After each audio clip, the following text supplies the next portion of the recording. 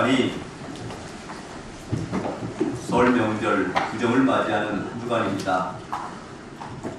설을 맞이한 사람들은 누구나 설렘 가운데 기대를 하고 기쁨 가운데 맞이하게 될 것입니다. 어린 시절을 추억해보면 목욕을 깨끗이 하고 설빔을 준비한 어머니의 그 손길을 기다리고 동네를 다니면서 어르신들에게 세배하면서 세뱃돈을 받는 그 기쁨과 즐거움을 우리의 생각 속에, 기억 속에, 추억 속에 남겨져 있습니다. 오늘 명절을 맞이하는 우리가 어떤 모습으로 어떤 기대를 하며 맞이해야 할까? 예수님의 명절을 어떻게 보내셨을까? 하는 그런 생각을 하면서 오늘 명절에 생긴 날, 명절에 생긴 일이라고 하는 제목으로 말씀을 함께 나누기를 원합니다. 유대인들에게 있어서는 유월절이 가장 큰 명절이었습니다. 압제받고 고난받고 고통받고 노예로 살고 종살이를 하던 430년 동안의 고통을 한순간에 다 벗어버리고 하나님께서 약속하신 땅을 향하여 앞에 놓여있는 광야가 있지만 그 길을 통과해 나아가려고 하는 그런 큰 기대감 속에 나아가는 그 날이기에 바로 유월절은 가장 큰 유대인들의 명절입니다. 이스라엘 백성들이, 유대인들이 때로는 나라를 빼앗겨도 유월절만은 기억하라고, 그리고 즐겁고 행복한 날이 다가올 때도 여전히 유월절을 기억하라 하는 하나님의 음성이 계속되었습니다. 때로 고난을 받고 고통을 받고 어려움을 겪을 때마다 유월절을 기억하며 상기하면서 다시 그때를 추억하고 다시 일어나는 그런 놀라운 일들이 계속되었습니다. 그러기에 유월절 음식껏 양고기를 먹고 쓴나물을 먹으며 무교병꽃 누룩이 들어가지 아니하는 빵을 먹으면서 그때를 기억하고 하나님께서 이렇게 사랑해 주셨지, 이렇게 구원해 주셨지, 이렇게 인도해 주셨지 하는 그런 기쁨과 감사함으로 하나님 앞에 예배하고 하나님께 나아가는 절기가 바로 유월절 유대인의 명절이었습니다. 어려움받고 고난받고 고통받았을 때 오늘 우리말로 표현해보면 그 세상 일에 찌들리면서 어려워하시면서 겪는 많은 스트레스가 한순간에 확 풀려지는 그런 놀라운 은혜의 순간이 바로 유월절. 그러기에 그 명절에 유대인들은 다 예루살렘을 향하여 나아가 하나님께 예배하기를 즐거워했습니다. 예수님께서도 12살 때 부모님, 육신의 부모 마리아와 요셉을 따라 예루살렘으로 올라갔습니다. 비범치 않게도 예루살렘에 올라간 그 어린 예수, 유대인의 율법사들과 제사장들과 또한 율법학자들과 많은 이들과 더불어 말씀을 나누는데 시간 가는 줄 모르고 있습니다. 부모들이 예수와 함께 가려니 라고 생각하면서 집으로 돌아가다가 한참 후에 돌아보니 곁에 예수가 없어서 친척들에게, 일가들에게, 지인들에게 예수가 어딨어? 우리 아들 예수 어딨어? 어딨어? 라고 묻는 그 물음 앞에 아무도 대답해 주지 않자 사흘길을 돌아 다시 예루살렘에 가보았더니 예루살렘 성전에서 함께 말씀을 나누고 쑥 빠져 그 기도하고 있는 그 모습을 보게 됩니다. 예수야, 너희 어머니와 내가 얼마나 너를 찾고 또 찾았는데 여기 이렇게 있니? 그때 예수께서 하시는 말씀, 내가 내 아버지 집에 있어야 할 줄을 모르셨습니까? 그 순간 마리아의 또 요셉의 생각 속에 수태보지 곧 성령으로 잉태되어 아들을 낳을 것이니 그 이름을 예수라 하라. 저녀가 잉태하여 아들을 낳으니 그 이름을 임마누엘이라 하라 하는 그 음성이 다시 한번 되새겨지면서 지금까지의 예수의 행적들, 흔적들 이런 것들이 떠오르면서 범상치 않게 생각하기 시작합니다. 그러면서 이제 예수가 한 그 일이, 예수님께서 하시는 일들이 나타나게 될 때를 기다리는 마리아의 모습을 봅니다. 가나의 혼인잔치에서 포도주가 떨어져 예수에게, 아들에게 어떻게 해보려 그때 예수님께서 아직 나의 때가 아닙니다 라고 했던 그 모든 일들은 아마도 그때를 기억하면서 명절 6월절에 있었던 그 일을 기억하면서 마리아가 한마디 한 이야기라고도 추측되어집니다.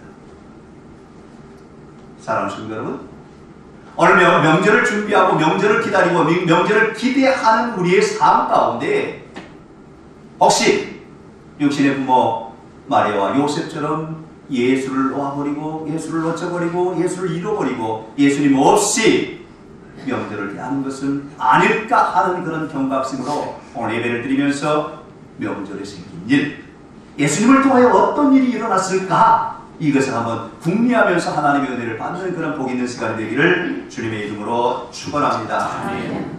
예수님은 명절에 사람을 살리는 일을 하셨습니다. 사람을 죽이는 일이 아니라 사람을 살리는 일, 살림살이. 예수님 그것을 하셨습니다. 오늘 본문 1절 말씀을 보면 그 후에 유대인의 명절이 되어 예수께서 예루살렘에 올라가시더니, 명절이 되어 예루살렘에 올라가시더니, 여러분 예루살렘이란 평화의 전당이라고 하는 의미가 담겨져 있습니다. 물론 지명입니다만 그 지명의 뜻 가운데는 평화의 집, 평화의 전당, 평화의 터전, 평화의 왕으로 오신 예수 그리스도가 이제 평화의 전당, 평화의 집을 향하여서 올라가게 됩니다. 그런데 올라가는 그 길목에서 베데스다라고 하는 연못을 만나지요. 그 연못에 수많은 사람들이 모여드는데 그 모여드는 이유 가운데 하나는 때때로 천사가 그 물을 움직이게 할 때 어떤 병에 들었던지 간에 그 물에 먼저 들어간 자는 깨끗이 나은 때는 나음이 있는, 치유가 있는 그 신비한 전설이 계속되었기 때문입니다. 그런데 보십시오. 베데스다라고 하는 지명의 뜻은 올리브의 집이라고 하는 의미가 있습니다. 올리브는 나무 가운데 열매 중에 열매를 짜가 기름을 만드는데 그 기름으로 어둠을 밝히는 등불이 되기도 하고 그 기름으로 음식을 만들 때 사용되기도 하고, 또한 중요한 것은 병을 치유할 때 사용되는 기름이 바로 올리브였습니다. 예루살렘 평화의 전당으로 올라가시는 그 모습과 더불어 베데스다, 올리브의 집, 거기에 평화의 왕으로 오신 예수님, 평강의 주님, 치유의 능력이 주님, 그분이 함께하는 그곳에 그 무엇인가 일어날 것 같은 그런 분위기와 그 무드가 잡히지 않습니까? 여기에 우리 가운데 하나님 주시는 명절에 일어나는 큰 메시지가 담겨 있습니다. 예수님께서 베데스다에 도착했을 때에 행각 5이 있는데 행각마다 사람들이 가득 차 있습니다. 이 사람들은 정상적인 모습의 사람이 아니라 오늘 주시는 말씀과 같이 이것저것 군데군데 아픈 그런 모습으로 행각에서 물이 요동함을, 물이 움직임을 기다리고 있는 사람입니다. 그런데 그 행각에도 들어가지 못한 한 사람이 있는데 그 사람은 38년 동안이나 몸을 움직일 수 없고 불편해했던 그 사람. 예수님은 그 사람에게 주목합니다. 그리고 다가갑니다. 그래서 그에게 말씀을 전합니다. 낫고자 하느냐? 네가 낫고자 하느냐? 아, 선생님 보세요. 이 많은 사람들 사이에서 내가 그 물이 움직일 때 뛰어들고 싶어도 내 스스로 할 수도 없고 누군가가 나를 도와주지도 않으니 어떻게 내가 나을 수가 있겠습니까? 그때 주님께서 말씀을 선포합니다. 일어나거라. 그리고 매트를 들고 걸어가거라. 그 말씀이 선포되는 순간 그는 일어나서 들 것을, 자기가 깔고 있던 것을 들고 걸어서 갔습니다. 할렐루야. 아멘. 이것이 바로 명절에 일어나는 일입니다. 예수님께서 행하신 명절에 하신 일입니다. 사랑하는 성도 여러분, 명절에는 사람들을 살리는 예수님을 닮아가야 합니다. 할렐루야. 오늘 우리 성가대가 아름답게 찬양한 것처럼 예수님 닮기 원해.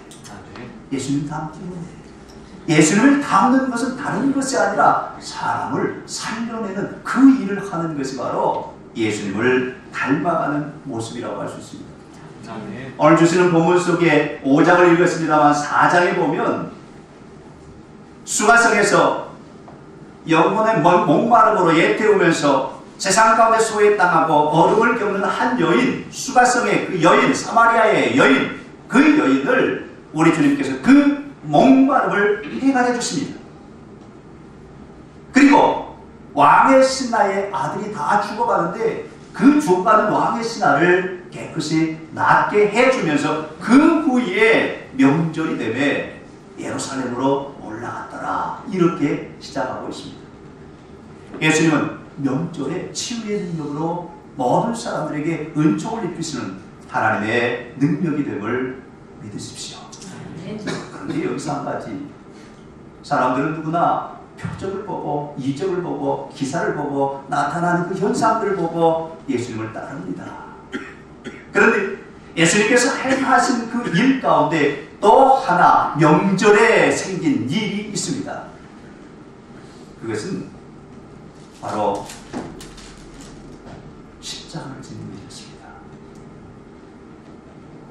고난, 고통, 공포함, 그 길을 가는 주님의 모습 또한 명절에 생긴 일입니다. 예수님께서 마지막 만찬을 준비하게 하신 후에 제자들을 모아놓고 제자들의 발을 씻어줍니다. 발을 씻어주신 예수님 앞에 베드로가 그러죠. 선생님, 저희들이 씻어야지 어떻게 선생님께서 우리의 발을 씻습니까? 아니죠. 그렇게 해서는 아니 되잖아요. 그때 내가 씻겨줘야 너와 나의 관계가 이루어진다. 그러면 발만 아니라 온몸을 씻어주십시오. 목욕한 사람은 발만 씻어도 되느니라. 그러고서 발을 다 씻긴 다음에 마지막 떡을, 빵을, 그리고 잔을 다 나누신 후에 겟세마네 동산에 가서 기도를 하십니다. 그리고 보십시오. 기도를 마치고 돌아오는 새벽녘에 이제 예수님은 붙들으시고 고난의 길, 고통의 길, 역경의 길, 업적에 쓰실 뿐만 아니라 골고다 십자가의 길을 걸어가시는 우리 주님을 보게 됩니다. 이 또한 명절에 생긴 일입니다. 사랑하는 성도 여러분, 예수님의 십자가, 이는 6월절 어린 양이 되어 만인을 구원하시는 보혈의 능력이 됩니다. 구원의 은총입니다. 한 알의 밀이 땅에 떨어져 썩어지고 죽어질 때 30배, 60배, 100배, 10배를 맺는 것처럼 하나님의 놀라운 능력이 바로 예수님의 십자가에 담겨 있음을 우리에게 선포해 주고 있습니다. 우리 성가대가 노래하는 것처럼 예수님 닮기 원해. 여기는 바로 우리 주님 십자가를 바라보고 나가기까지, 거기까지 이르기를, 아니 그 이후에까지 우리 주님께서 함께 해주시는 그 삶을 살아가는 그 은총을 누리는 때까지 예수 닮기 원해. 예수 닮기 원해. 예수 닮기 원해 하고 나가야 할 줄로 믿습니다. 아멘. 예수님께서 38년 된 병자를 고치실 때에 일어나거라, 거기는 깨어나라 하는 그런 뜻도 있습니다. 잠에서 깨어나라 하는 그런 뜻도 담겨져 있습니다. 깨라. 그리고 들어올리고 나서 가거라, 가거라 할 때 영어 성경에는 월크라고 하는 그 단어가 담겨 있는데 내 마음 가운데는 go up이라고 하는 그런 생각이 들어왔습니다. 이 말씀 속에는 바로 벽돌을 한 장 한 장 싹 올려서 건물을 지어가듯이 세워가라 하는 그런 뜻인데, 여러분, 오늘 우리의 믿음의 삶은 한순간에 이루어지는 것이 아니라 벽돌을 쌓아가듯이 집을 이루어가듯이 순간순간마다 어려움을 겪을 때도 있고 즐거운 일들도 있고 슬픈 일도 있고 여러 가지 일을 겪어가면서 하나하나 벽돌을 쌓아가면서 나를 세워가는 그런 모습이 우리 가운데 필요하다라고 할 수 있습니다. 여기 예수 닮기 원해. 예수님 닮아가는 그 삶이 우리 가운데 일어나야 할 줄로 믿습니다. 아멘. 여러분, 예수님을 닮아 산다는 것은 때때로 어려움을 겪고 고난을 겪고 고통 가운데서도 마치 바보처럼 따라가는 그런 모습. 지난 토요일 말씀을 묵상하면서 예수 닮기 원해 하는 그런 마음을 품으면서 예수 닮으면 어떻게 해야 되지? 생각할 때 바보가 되어야 되잖아. 바보. 예수님이 골고다 언덕을 오르실 때, 아니 겟세마네 동산에서 기도할 때부터 시작하여서 법정에 서시는 일과 또한 골고다 언덕에 올라가는 모든 일에 걸음걸음마다가 모두 세상 사람들이 보기에는 다 바보와 같은 그런 모습이었습니다. 그래서 세상적으로 바라보기에 예수 닮아 살아가는 것은 바로 바보가 되어 사는 삶입니다. 그래서 사도 바울은 고린도전서 1장 18절에 십자가의 도가 믿지 않는 사람들에게는 어리석게 보이지만 믿는 우리 가운데는 하나님의 능력이 됨이라 말씀합니다. 바보가 아니라 그 안에 주시는 하나님의 놀라운 능력이 담겨 있어 하나님의 영광을 드러내게 된다 하는 그 사실을 우리에게 선포해 주고 있습니다. 우리 한번 따라서 합시다. 예수 닮는 삶은 바보살이다. 여러분, 아이러니 같지만 예수 닮아가는 삶은 때로 바보와 같은 모습으로 살아가는 그 모습이라는 것을 잊지 마십시오. 명절에 생긴 일 치유하고 회복시켜 주시는 그 능력을 행하시기도 하지만 우리 주님께서 지신 그 십자가도 있다는 그런 사실을 기억하시면서 십자가를 바라보며 나아가는 그 삶은 바로 삶 됨을 믿으시기 바랍니다. 이번 명절에 여러분 가족 친지들과 모여서 뭘 하시겠어요? 많은 사람들이 같이 어울릴 수 있는 게임을 하지요. 즐겁게 오락을 하지요. 그 오락 가운데 대표적인 예가 아마도 고스톱일 거예요. 그때 여러분 그저 눈 부라리지 말고 기쓰지 말고 그냥 바보처럼 넘겨주세요. 그게 어찌 보면 바보살이에요. 목사님 우리가 그래도 예수 믿는데 그거 좀 보상하게 오늘 우리 오게 하는 것처럼 윷놀이 할 거예요. 여러분 윷놀이 할 때 말을 쓸 때 그냥 막 억지 부리지 마세요. 소리 지르지 마세요. 분노하지 마세요. 화내지 마세요. 이게 바로 바보살이에요. 그러면서 그저 하하하 하면서 넘길 수 있는 것이 바로 바보살이에요. 할렐루야. 우리 한번 따라서 합시다. 하하하. 아픈 소리로 하하하. 제가 그냥 하는 소리가 아니에요. 하하하. 첫 번째 하는요, 하나님처럼 사랑으로 대하라는 것이에요. 모든 사람을 하나님처럼 사랑으로, 하나님이 사랑이시잖아요. 그렇기 때문에 하나님처럼 모든 사람을 사랑으로 대하기 시작하면 하하하 웃음이 절로 나오지 않겠습니까? 두 번째는 하늘처럼 너그러우라는 뜻입니다. 저 푸른 하늘처럼 모든 것을 받아 새까만 연기가 올라와도 그냥 받아들일 수 있고 꽃 향기가 다가와도 받아들일 수 있고 성도들이 막 부르짖어 기도해도 다 받아들일 수 있는 저 푸른 하늘처럼 모두를 용납하고 받아들일 수 있는 그 마음, 여기에 하하하 웃음이 절로 나오지 않겠습니까? 그리고 마지막 하는요, 상대하는 분들에게 식구들이죠. 뭐 같은 식구들 아닙니까? 하고 싶은 대로 해. 이렇게 내어주세요. 그게 하하. 그래서 이번 명절에는 우리 온 성도들의 가정마다 친지들과 함께 모이는 그 모임 속에 하하하 웃음꽃이 피어나기를 주님의 이름으로 축원합니다. 아멘. 할렐루야. 네. 그것이 바로 오늘 명절에 생긴 일, 주님을 통하여 나타나는 일입니다. 그래서 마무리가 중요합니다.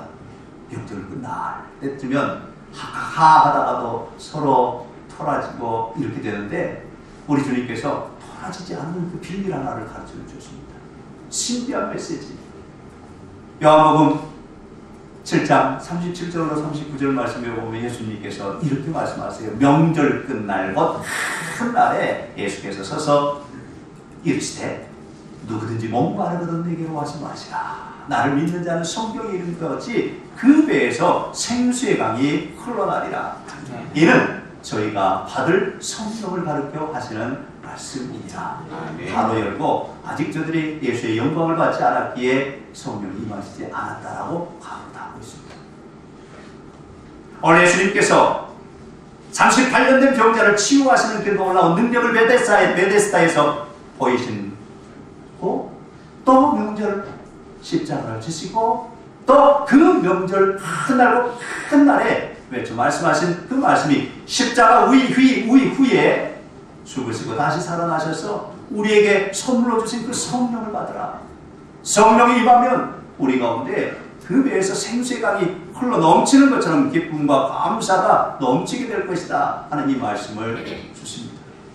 그러므로 오늘 우리 가운데 기쁨이 넘치고 감사가 넘치고 즐겁고 행복한 날이 주어지는 것은 우리의 힘으로가 아니라 우리의 육신적인 생각으로가 아니라 위로부터 주신 성령님, 그분을 통해서 주시는 기쁨과 감사가 우리 온 성도들에게 넘쳐나는 그런 복이 있어지기를 주님의 이름으로 축원합니다.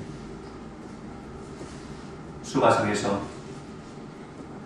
목말라 애태우던 그 여인의 영혼의 간급함을 해결해 주셨던 주님, 왕의 신하 아들을 깨끗이 낫게 죽음에서 건져주셨던 주님, 38년이나 움직일 수 없이 고통하던 그 사람을 자유롭게 해주셨던 주님, 그 주님은 십자가에서 오늘 예배하는 여러분 모두를 똑같이 사랑해 주셔서 치료해 주시고 회복시켜 주시고 품어 주시고 안아주셔서 하하하 하도록 하시는 그 은혜가 있음을 믿고 믿음으로 모든 사람을 하나님처럼 대하고 하나님처럼 넓은 마음과 그 청청한 푸르름으로 나아갈 뿐만 아니라 상대하는 모든 일에게 하고 싶은 대로 하십시오. 도와줄 수 있는 그런 복이 이번 명절에 여러분의 가정과 일가 친척들 사이에 모이는 곳곳마다 이루어지기를 주님으로 부탁합니다. 주님은 저와 여러분에게 주께서 그러하셨듯이 주님 닮기 원하는 사람들에게, 예수님 닮기 원하는 사람들에게 화목의 제물이 되라고 말씀합니다. 피스메이커, 평화를 만드는 사람이 되길 원하십니다. 직분을 주셨는데 화목케 하는 직분을 주셨다고 말씀하십니다. 오늘 예배하는 여러분 모두가 다 이번 명절에 이렇게 화목케 하는, 어디를 가든 누구를 만나든 화목케 하는 화목제물이 다 되실 수 있기를 주님의 이름으로 축원합니다. 아멘. 기도합시다. 좋으신 하나님,